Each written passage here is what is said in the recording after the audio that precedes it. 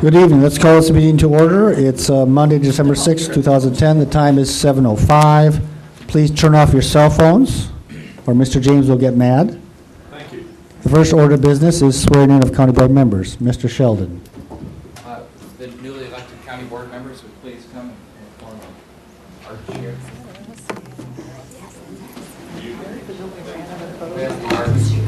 Sorry. I started to say half circle and I realized.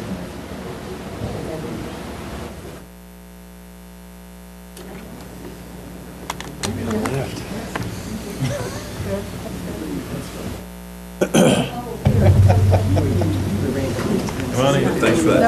I'm here.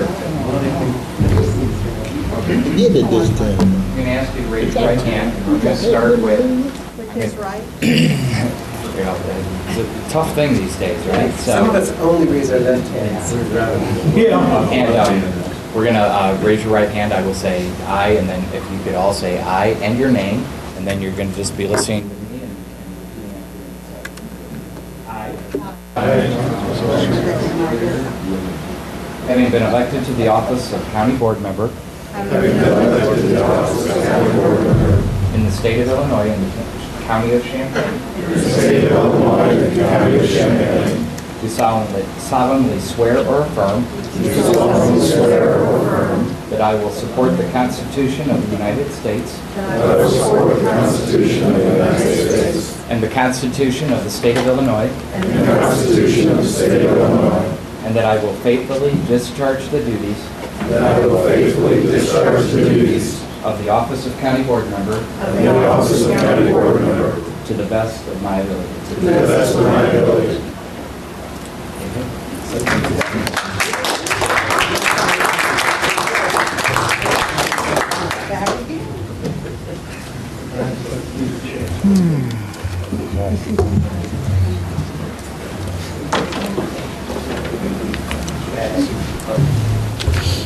Roll call, please.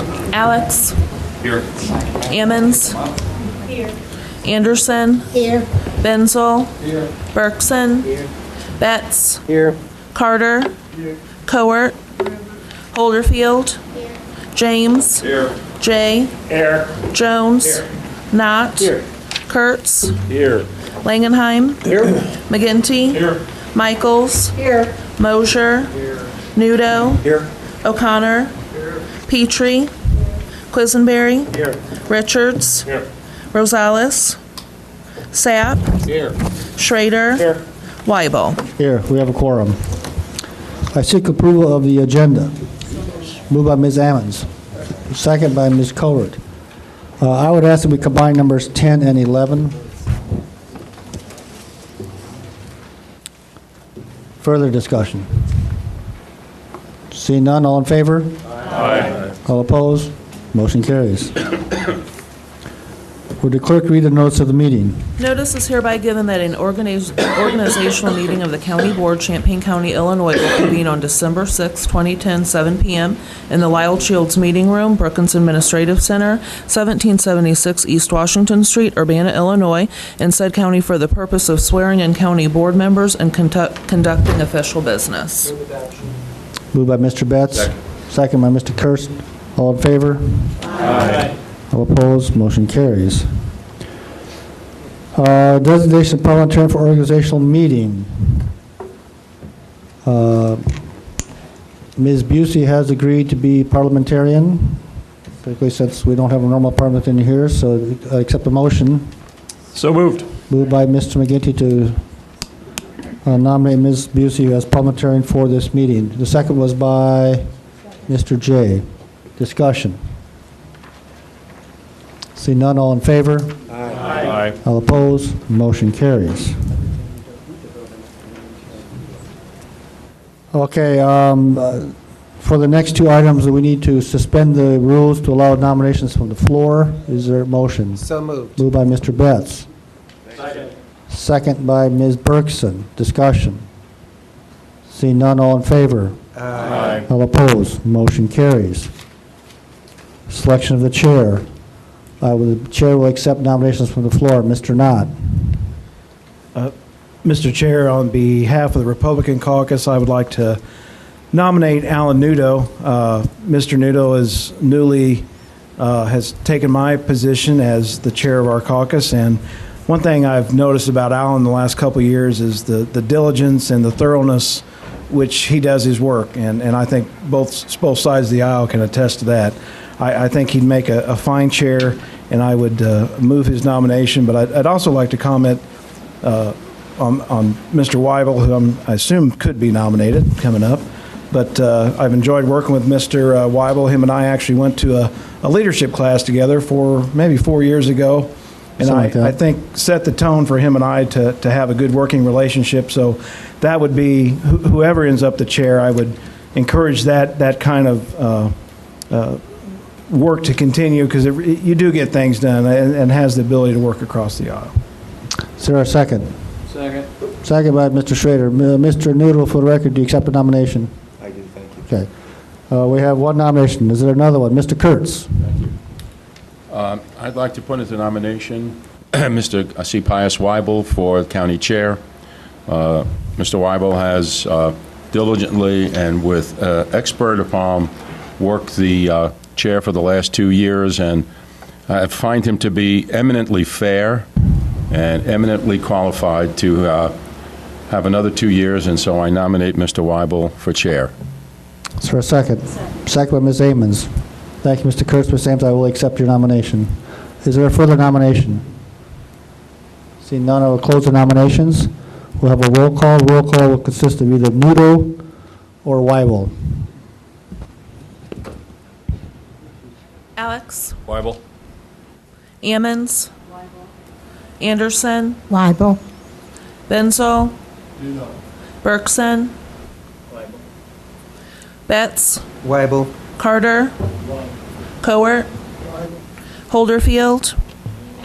James? Nudo. Jay? Nudo. Jones? Nudo. Knott? Nudo. Kurtz? Weibel. Langenheim? Weibel. McGinty? Weibel. Michaels? Mosier? Nudo? Did I get Mosier? Oh, Nudo. O'Connor? Petrie? Quisenberry? Richards? Weibel. Rosales? Oh, Sapp? Schrader? Nudo. Weibel? Weibel. Will the clerk state the outcome, please? 13 for Weibel. 13 for Nudo. Incorrect.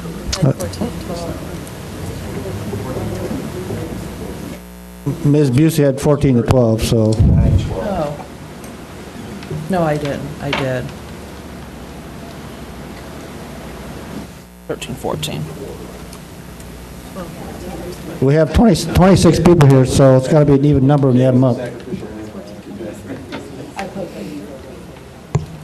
Go ahead. So what's the 12, 14 for Weibel. okay.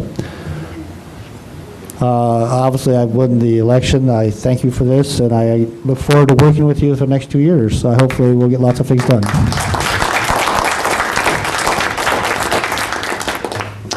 Nominations open for vice chair. Mr. Langenheim. I have the honor of introducing the name of Thomas Betts for vice chair of the county board. He's had long experiences in administrative and policy matters, and I'm certain that he will do honor to us. Second by Ms. Cowart. Mr. Betts, do you accept the nomination? I do. Are there further nominations? Mr. Nudo. Yes, I have the privilege to nominate John Schrader from District 3. Strong in rural experience and can represent the county extremely well. He's been a very strong advocate for different issues in our caucus and a strong leader in the ELUC area, and I'm privileged to place his name in nomination. Second by Mr. J. Mr. Schrader, do you accept the nomination? He does. Are there any other nominations? Okay, we'll close the nominations. We'll have a roll call for the vote of vice chair. The voting shall be either Betts or Schrader. Alex, Betts. Ammons, Anderson, Betts. Bensall, Bergson, Betts, Betts. Carter, Cowart, Holderfield, James, Jay, Schrader. Jones, Schrader. Knott, Schrader. Kurtz, Betts. Langenheim, Betts. McGinty, Betts. Michaels, Mosher, Nudo, Schrader. O'Connor, Schrader. Petrie, Quisenberry, Richards, Betts. Sapp, Schrader, Schrader. Weibel. Betts. Would the clerk announce the results of the roll call? 14-12 for Betts. Mr. Betts, you're the vice chair. Congratulations. Thank you. The next Stay item is... healthy. I'm sorry? Stay healthy. The next item is designation of a parliamentarian for the next 2 years. In the past, we've had, past years, we've had Mr. David DeThorne, a member of the state's attorney. We do not have to elect a member for the state's attorney. I have talked to Ms. Julia Reitz, and she actually said it would be fine if we would elect somebody else other than Mr. DeThorne. I would recommend that Ms. Deb Busey be selected as parliamentarian. She has done that for other organizations, and I think she's capable of doing it. I will also say that, based on my personal experience, I've not really used Mr. DeThorne very often in this area for procedural issues. Usually when I talk to him, it's usually to affirm what I already think, and therefore I'm confident that between the two of us, we can get through the next 2 years. I'll do that for you, Pius. Pardon? I'll do that for you. You want to be a parliamentarian? No, affirm what you think. Just tell you first. Ms. Ammons. I would like the chair to consider asking Mr. Betts to serve as parliamentarian, if he would do that. The reason Well, I would suggest you actually nominate him and... okay, well, I'd like to nominate Mr. Betts as parliamentarian. Okay, is there a second? Okay, As a point of order, since you're considering parliamentarians, a parliamentarian is designated, is not nominated. The chair has the authority, and the board does not have the authority to nominate. well, okay, well... I mean, I'm not trying to be, Yeah, let me ask... I'm not trying to be a parliamentarian. No, that's fine. So it's really, you're saying it's really up to me. I was not, I It guess I is under didn't... parliamentary procedure. Okay, and I think it is, our board rules just says it has to be done at this meeting. Well, Mr. Betts, are you even remotely interested? I mean, the advantage is that you obviously know it, but disadvantage is you're also a voting member, so sometimes it appears there's a conflict of interest. I have no desire one way or the other. Mr. Lang? I have great confidence in Ms. Busey as well. Well, would you rather not be the parliamentarian? Boy, aren't we all enthusiastic? Okay, Mr. Langenheim. I should like to point out. The microphone, please. I should like to point out that if Mr. Betts is presiding over the meeting, he should not be acting as parliamentarian. That would be true. That is a problem. He's vice chair. Ms. Bergson. Microphone, please. Sorry, you got to speak into the microphones. I'd just like to hear what Ms. Ammons had to say, because she was cut off and required to nominate him. And if there's no nomination, Okay, Ms. Ammons, do you want to comment?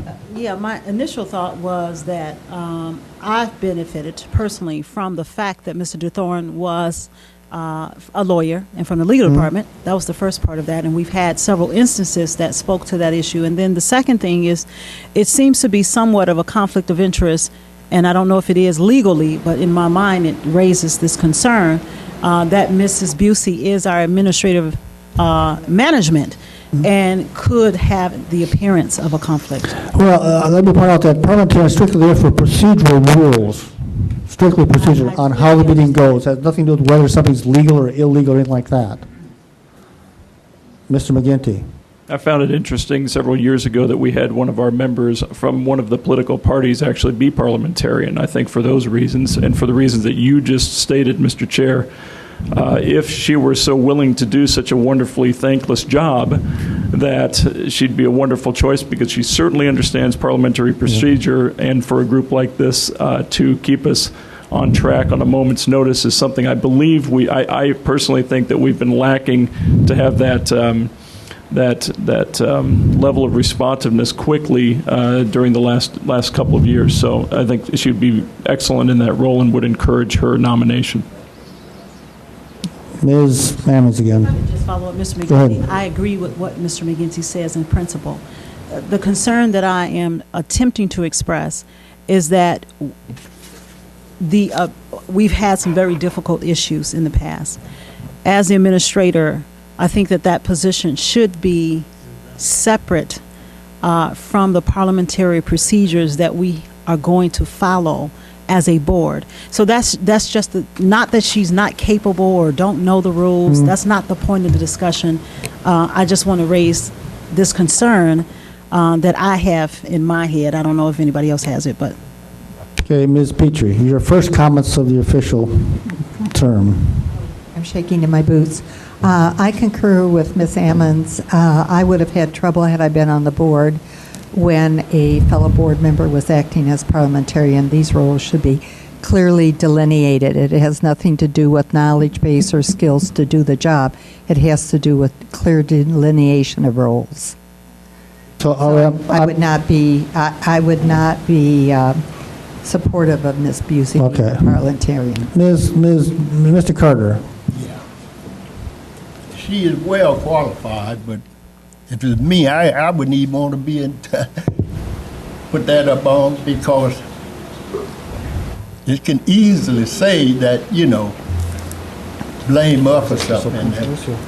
Why can't we have our legal, who is our legal head supposed to be this? Well, Mr. Thorne is not here tonight.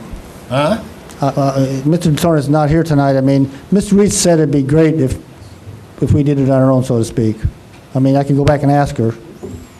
Well, in her position, I think it'd be kind of, she's qualified. I'm not saying that. Pardon? But I think she'd be putting herself in harm's way if she takes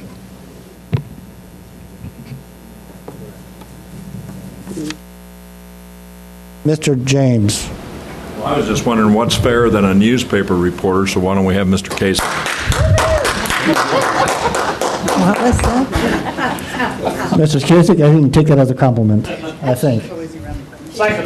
Mr. J. I very quickly happen to agree with Mr. McGinney. I think Deb would do an outstanding job. I think I'd rather have it somebody not in either one of the political parties. And I happen to think that she's probably the most qualified here to do that and would support her nomination. I would point out that parliamentarian advises the chair. I mean, the body can override the chair. They don't override the parliamentarian. So basically, I go to her for advice. If I need legal advice, and I tell you what I think I want to do, then you can decide whether you can override me or not. Let's go with Ms. Anderson. I think that a parliamentarian is somebody who really understands the rules and, as you say, gives you advice. As far as legalities, you're not turning to Ms. Busey for legal advice. You're turning to the state's attorney's office if we need legal advice. I see this more as a procedural kind of thing, and it seems to me that having someone from either party would be, the appearance would be the concern that maybe we're hearing expressed as much as from the desk. So it seems to me that I have no problem with Ms. Busey being a parliamentarian if she understands the parliamentary rules really well. Mr. Nudo. I share Jan's statement. I think this is strictly a procedural position and will not be legally involving herself legally with legal issues. And I'd rather be called out of order by her than Beckett, because Beckett was just brutal. But I think she'd do a wonderful job. Mr. Betts. One, the chair gets to designate the parliamentarian, and the chair can undesignate the parliamentarian. In other words, if it doesn't work out that Ms. Busey's on vacation, someone else can be temporarily designated. If she decides she doesn't want it because it does embroil her into things, she can say, I don't want to be a parliamentarian, or the chair can unilaterally Sure. say, I'm designating someone else. So we shouldn't make too much out of the role of parliamentarian. Mr. McGinty. And yet, if the chair is uncomfortable with selecting the two that are nominated, I would encourage going back to the concept of using someone from the state's attorney's office, which seems like the logical place where it should come from to me, but that's just one opinion.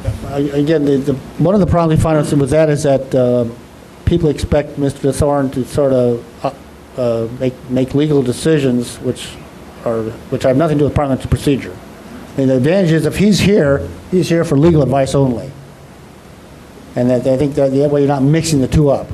Mr. Mosier. Can we have a show of hands on Ms. Busey? No, you can't. I'll decide. Sorry, Mr. Mosier. Can you go ahead and decide? Can you decide so we I'm going to go with Ms. Busey for now. Thank you. Mr. Langenheim, final comment. Just one more thing. A ruling of a parliamentarian, if it is unappetizing to the board, can be overturned by the board. Absolutely, as I mentioned before. Mr. James? I was just going to say, if Deb happens to be out, I'll gladly volunteer my service. That'll be fabulous, Mr. James. We'll look forward to that. Okay. Moving on to appointment of deputy chair. Sorry. Okay, I'm sorry, Ms. Cowart. I was going to say, historically, we always had somebody.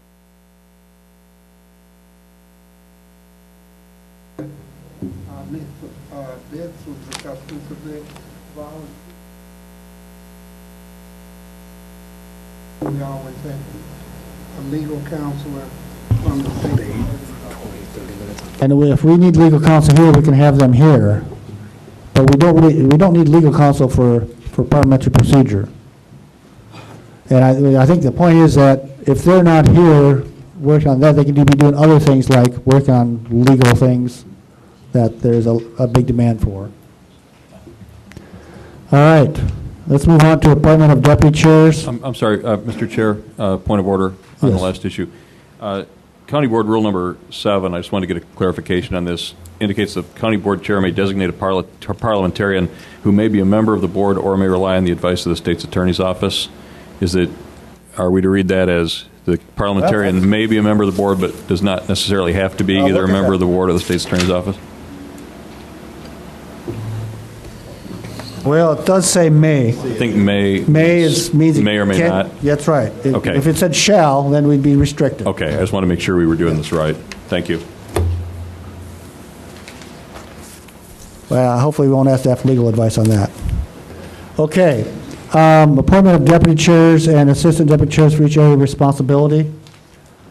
My appointments are for County Facilities, Deputy Chair Betts, Assistant Mr. Sapp, Policy Personnel and Appointments, Ms. Ammons for Deputy Chair, Mr. Alex for Assistant, Environment and Land Use, Mr. Kurtz for Deputy Chair, Assistant Mr. Schrader, Finance, Mr. McGinty as Deputy Chair, Mr. Rosales as Assistant, Highway and Transportation, Ms. Cowart as Deputy Chair, Mr. Jay as Assistant, Justice and Social Services, Mr. Richards as Deputy Chair, Mr. Carter as Assistant. Is there a motion by the County Board? So moved. Moved by Mr. Betts, second by Mr. Mosier. All in favor? Aye. All opposed? Motion carries. Special County Board Committee Liaison Appointments. I shall do this in mass, so. For Champaign Consortium, I am appointed to that board as chair. I plan to have Mr. Kurtz as my representative at that meeting.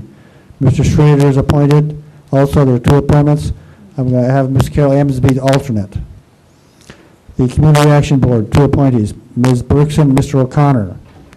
Convention Visitors Bureau, Ms. Holderfield and Ms. Ammons. The Developmental Disability Board, Mr. O'Connor and Mr. Kurtz. East Central Illinois Economic Development District, Mr. Benzel. Lincoln Exhibits Committee, Mr. Nudo with Mr. Langenheim be the alternate.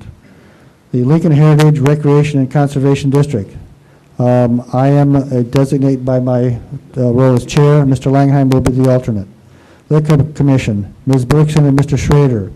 County Health Board, Mr. James. the Economic Development,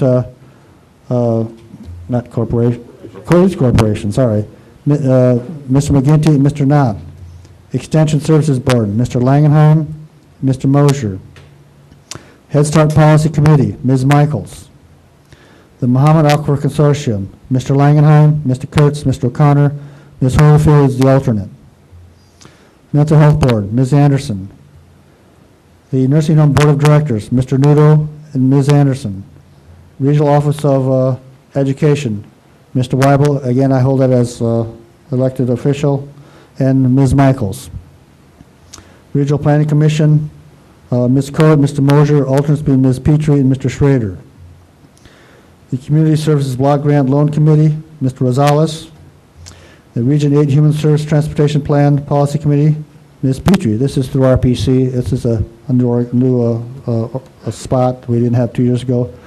For Labor Committee, Mr. Weibel, Mr. Noodle, Mr. McGinty, Mr. Knott, Mr. Betts. I'm going to nominate Mr. McGinty as chair. And I'd like a motion to approve those, please. So moved. Moved by Mr. Betts, second by Mr. Noodle. All in favor? Aye. All opposed? Motion carries. A couple notes on some other things to be named later. I will name a proxy to the East Central Illinois Economic Development District. I will nominate members of the MLK Celebration Committee after the MLK celebration in January. There's a board of directors for the regional transportation group that's operated by Chris. We'll be nominating them at the next, this month yet. We will have a strategic planning committee that will probably occur in January. And also the CUATS, as elected chair, I'm a member of that. I will be designate Mr. Langenheim as being the CUATS alternate or proxy for me. Okay, orientation.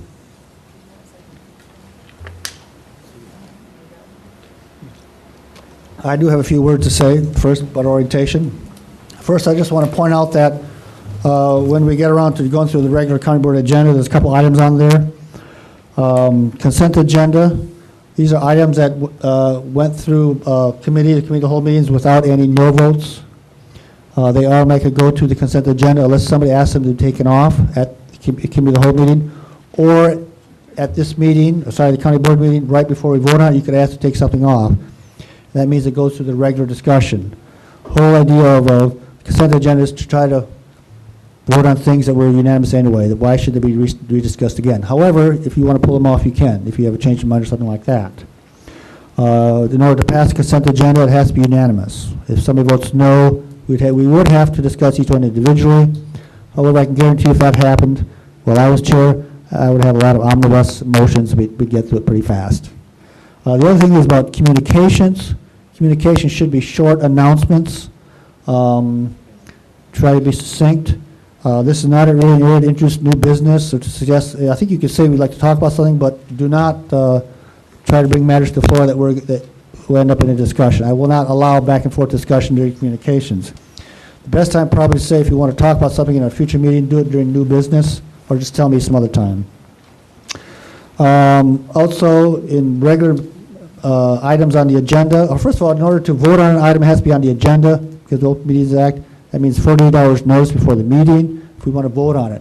We can discuss items that are not on the agenda, but I do not recommend it because there are members of the committee who want to be here for that discussion, even if we don't vote. So that's why I don't think we should discuss items that are not on the agenda. As far as items that are on the agenda, simple rules. We have to have a motion to bring it to the floor, and we just motion to get it ready. We need a second to bring it to the floor. We should not discuss anything to have a motion to bring it to the floor and a second. Once we have that, then we can discuss things followed by a vote. Ms. Emmons.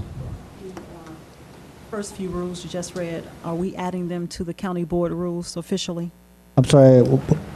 The first few items you just read about announcements, which is one of my questions I've had in the past. No, I think that's, I've actually tried to look up a legal definition of announcements that doesn't exist.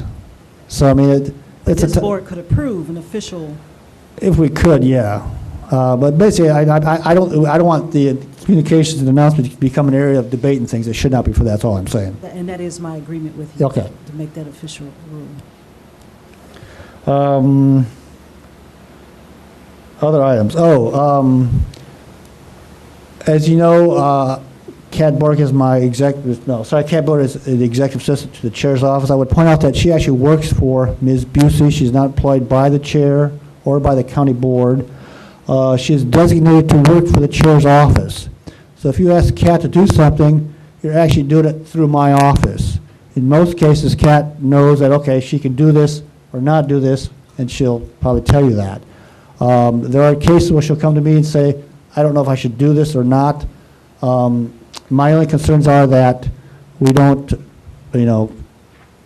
like copy 100 pages of something just to hand out information, so I may say, no, it's too big or something like that.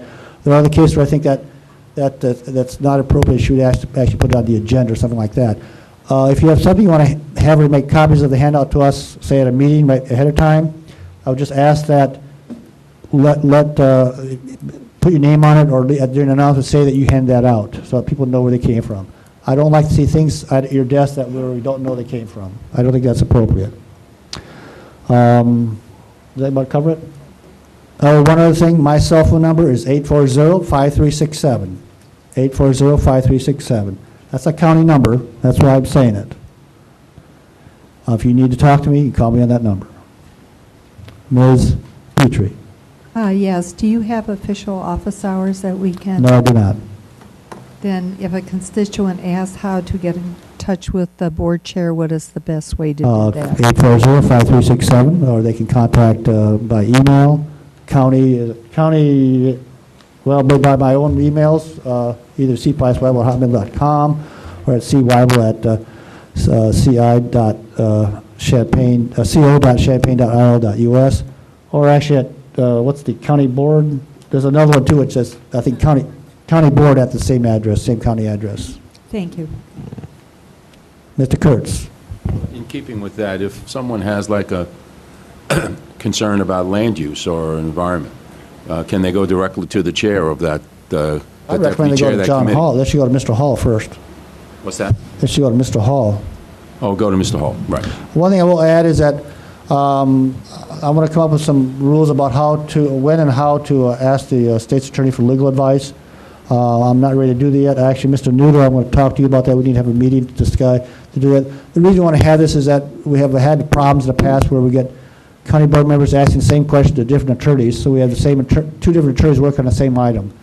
We're just trying to prevent that problem. Their time is valuable, so we want to try to make their time as worthwhile as possible. Mr. James?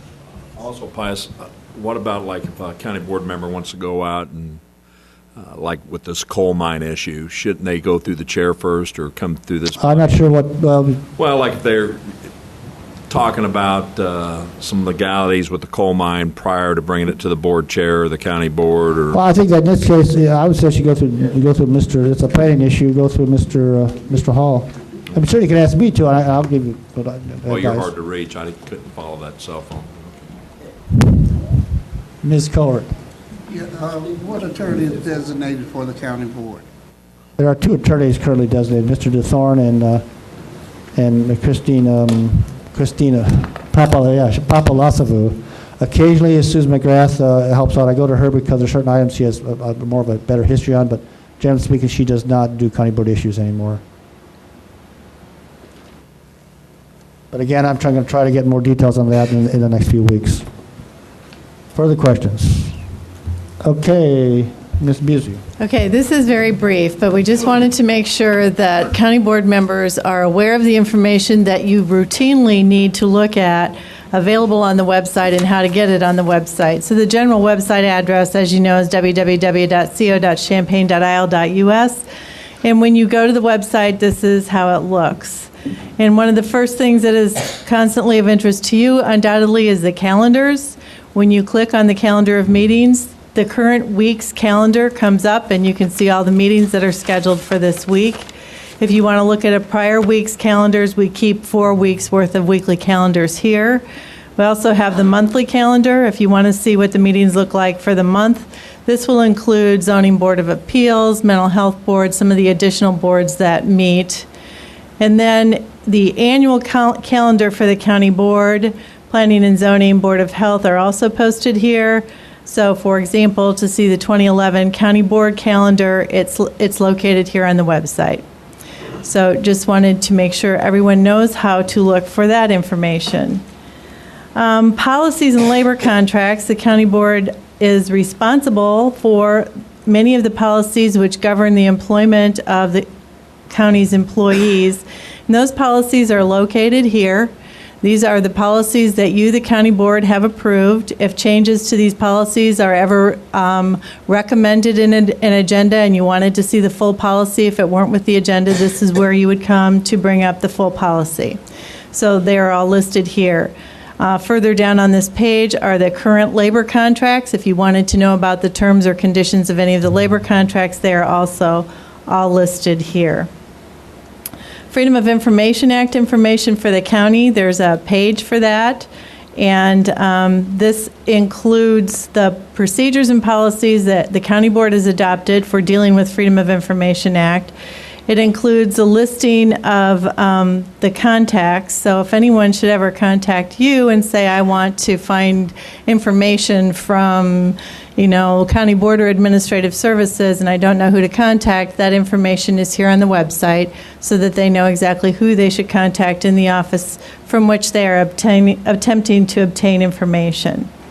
So I just wanted you to know that that is there.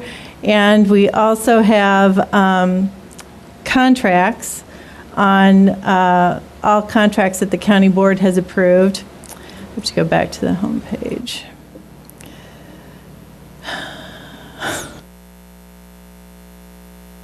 On the home page, contracts and agreements.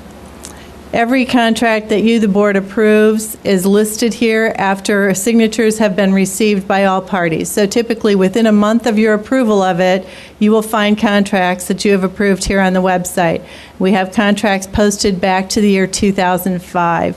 We're working on a better method of a listing of these contracts so that you don't have to scroll down through the entire document. You can look forward to seeing that at some point in the future, but in the meantime, if you are interested in seeing one of the contracts you've approved in the past, they should all be located here. Now, if you're going to a department's website, you click up here on the departments section, and to look at the county board's website, we follow along like that. On the county board's website, you will find all of your meeting schedules and agendas. And at this point in time, with meetings of the Committee of the Whole, all of the district members' information is posted here, including a list of all county board members. But then the Committee of the Whole meeting agendas are posted here. And they are posted both as the agenda, which is just the agenda document itself, which just tells you all the action items and what is required to be posted by the Open Meetings Act. And then they're also posted with the full agenda with all the attachments, which for many of you will take longer to download, but it is all there. As soon as an action report is available, it's posted, and as soon as minutes are approved, minutes are posted. There's also an audio of each of the meetings posted here at the county board's website. Also, the county budget. Sorry. Mm-hmm. Go ahead. Yes, I have a information question based on some comments from constituents who are out in the rural area and only can connect to the internet via a phone line. Mm-hmm. And now that the board is in a committee of the whole format, downloading the full packet is really quite a challenge, and wondered if there wasn't some ways that that set of information couldn't be subset so it could be downloaded in smaller increments, which would facilitate anybody who is outside of very fast lines or people who can't afford fast lines. That's a request that we can certainly look into. We have a very short time frame and limited resources in terms of posting those documents, but it's something that we could definitely look at. I'm sure people would appreciate it. Thank you very much. The county board rules are also posted on the website, which were referenced here in the meeting tonight. We will have a hard copy of the board rules for all of you. We had hoped to have it tonight, but we've had some staffing issues in the office. We will hopefully have those for you by next week. It's a handy document to have with you sometimes during the meetings. The county budget is posted on the website, and this kind of goes to what Ms. Petrie was just saying. The way we have been able to post the budget, which is a mammoth document, it's over 500 pages, is if you click on the table of contents and you want to see the county board budget, you can click on it and it will go to that document. So whenever you want to look at the budget, I would suggest you go to the table of contents and find the document that you want to look at, and you will quickly be able to get there by the way we've designed it and posted it to the website.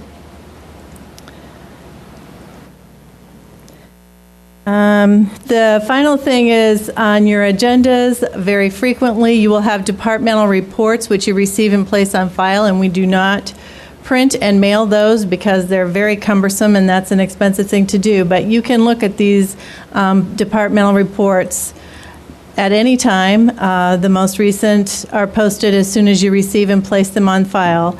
So for whichever reports you want to actually look at, they're here on the website and easily accessible and available for you to review and look at. Another department budget or a department homepage that will provide information that's probably very valuable to all of you is the county clerk, who has an official website which is maintained independently by the county clerk, so it looks a little different than the rest of the county's website. But under Champaign County Board, a lot of the same information that's on the county board homepage, but additional information available here are the ordinances and resolutions are all posted. If you know the number, it's very easy to download a resolution or ordinance if you want to look at it. Just by clicking on the website, there's the first resolution that's, was recorded from, 1958. But this is a very useful website for that kind of information, which I just lost. I forget you can't close it. Also on the county clerk's website, under county board, you can actually watch the video from the meetings if you want to do that, and if your computer has the ability to do that. So the county clerk also has listed the agenda, action report minutes, and the video from each of your meetings, both committee of the whole and county board. Another important website for all of you that you may have a great interest in is the auditor's website. And the auditor does have the CAFR, or the annual financial statements, are available on the auditor's website, similar to the budget, which are it's the after effect, the audit of your financial statements. And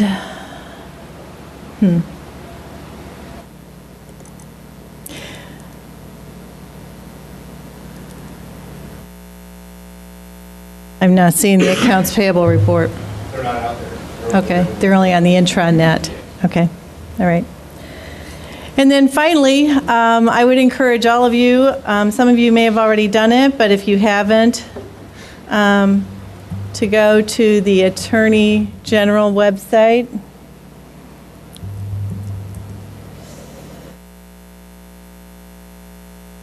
Where there is an excellent tool for training on both Open Meetings Act and Freedom of Information. And you would log into this as a visitor.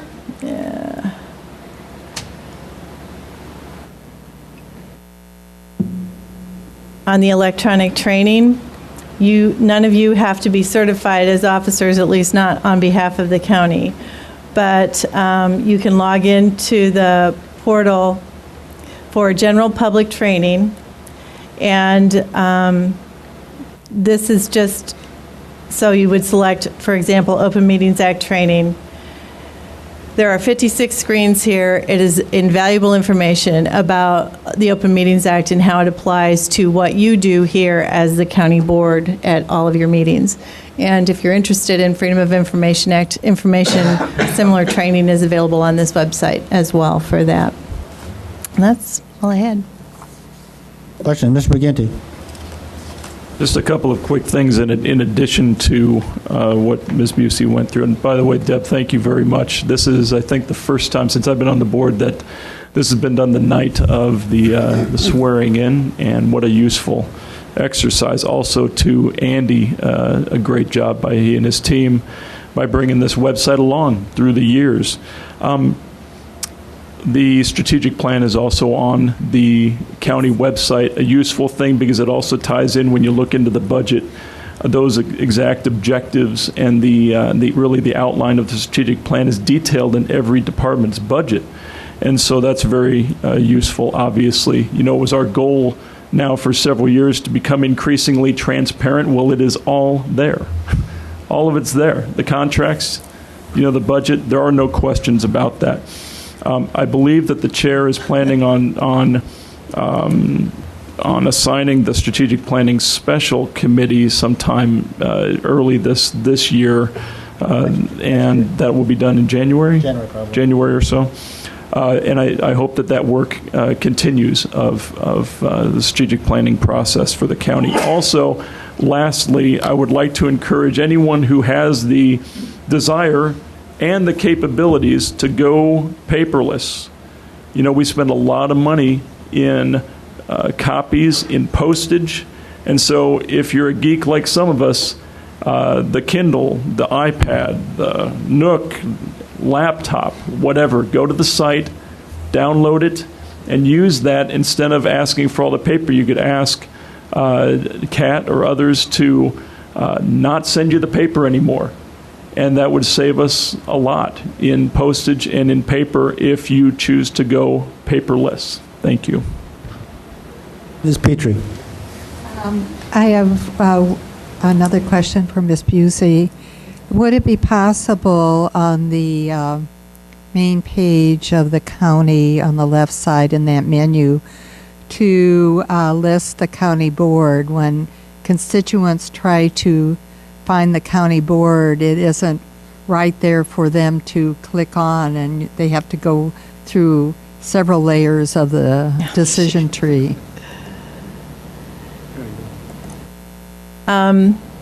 Well, it is not done that way because probably the state's attorney would say the same would be true for her, or the circuit court might say the same would be true for them, or the treasurer might say the same would be true. So that's why we have listed departments to make it easy for individuals who want to go to a particular department homepage to do that. We have, I believe, 23 different department homepages, and to post only one of them on the county board's overall homepage was determined that this was a better way of doing it and more equitable for all of the departments represented. I guess I don't think of the county board as a department. I think of We the are county. an entity. Okay, but we're a legislative body. That's why.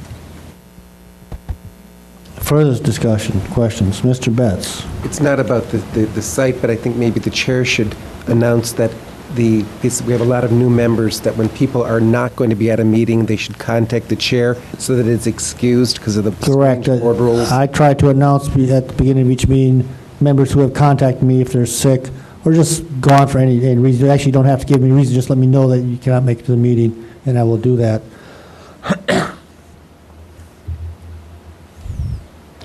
One other thing, another telephone number which is important is 384-3776. It's actually on your agenda at the bottom. 384-3776. That's the really county administration services phone number, and you can reach just about anybody in this building out using that number, including my office. So if you want to leave a message for me or try to contact me at that time, you can use that number. Mr. Noodle, you have yes, Mr. Noodle? On some of the liaison committees, are all of those listed in the meeting, weekly meetings? No, some of them would, I don't think, not all the RPC ones would be. I don't think Convention and Visitors Bureau. No. Is there a way we can initially get, because I know with the ones I participate in, they have fixed dates. I mean, it's always the second Tuesday or whatever. We can get those, and then I think we'll attend those better if we know. I know Convention and Visitors Bureau. I know Carol didn't even know she was on it, and I designated 2 years ago. I think you were here. But I can understand that if we could get the initial, set dates, and then we'll get those out, and I think we'll get better attendance. I guess we could do that. We have I guess we could look at the appointments list, and we'll try to do something about that. If you wouldn't mind, just the one time, and then we're on our own.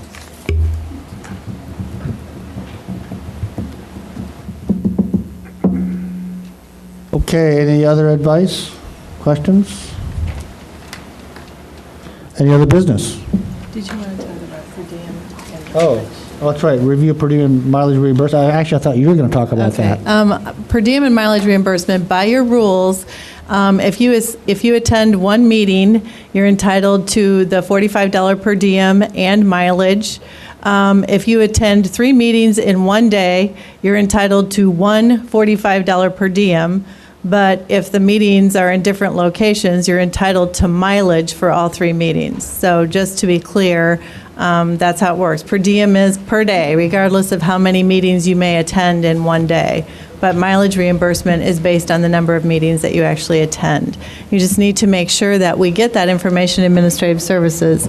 All regular meetings, we take roll and we keep track of your presence by virtue of that.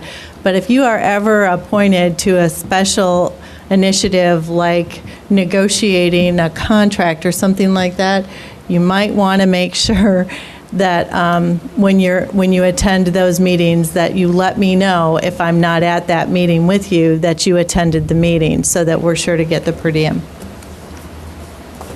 Okay, of course, Ms. Petrie. Why don't you define for us what types of meetings are eligible for this per diem? If you're appointed by this body to attend a meeting, then you're entitled to a per diem. So even these liaison appointments? No, liaison appointments may be up to the entity you're appointed to. Some of them pay, some of them do not. For example, I can tell you that Ms. Michaels will not get paid money. You get a free meal down there at the policy at RPC. And actually, it's not always pizza. And I've done mental health board the whole time, and you do not get a per Correct. diem. You are paid primarily for county board meetings, county board committee meetings, county board appointed responsibilities that pertain directly to the county board. And actually, there are a few county, like these mixed citizen county board meetings, like the Juror selection. The juror selection committee. County board members are not paid on that. So there are some exceptions to that. But if you're on an all county board member committee, you're likely to get paid. Okay, other business.